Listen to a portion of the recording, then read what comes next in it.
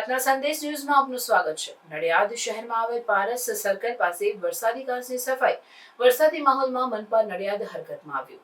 વરસાદી માહોલમાં નડિયાદ શહેરમાં આવેલ પારસ સર્કલ પાસેના ગટર લાઇન તેમજ કાચની સફાઈ કરવામાં આવી। સાથે સાથે મનપા દ્વારા રોડ પર આવેલ નાના કેબિન પણ દૂર કરવામાં આવ્યા। નડિયાદ શહેરમાં આવેલ પારસ સર્કલ પાસે વરસાદી કાચની સફાઈ વરસાદી માહોલમાં મનપા નડિયાદ હરકતમાં આવ્યું।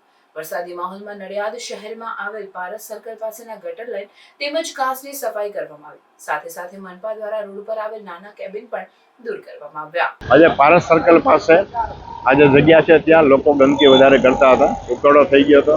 એ ઉપરાંત એને હિસાબે જે વરસાદી પાણીના ગટર છે એની ઉપર બધા કચરો નાખતા બંધ કરતા હતા, એટલે એ આખું ટોટલી સફાઈ કરાવી અને ત્યાં રિપેરિંગની કામગીરી કરીએ છીએ।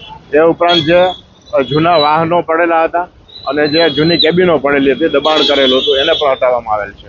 સર, સરદારપુરની જે દુકાનો છે, 47 જે દુકાનો છે, એને પકડવાનો જે મામલો છે, હાઈકોર્ટે ઓર્ડર કર્યો, આમ છતાં હાઈકોર્ટની સૂચના અન્વયની કાર્યવાહી અત્યારે ચાલે છે।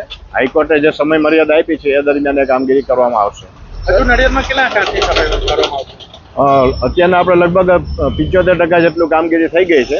પાછું વરસાદ પડે છે એટલે જ્યાં નવે વખતેથી કાચમાં પ્રોબ્લેમ થાય છે એ પણ પાછી સફાઈ કરવામાં આવે છે।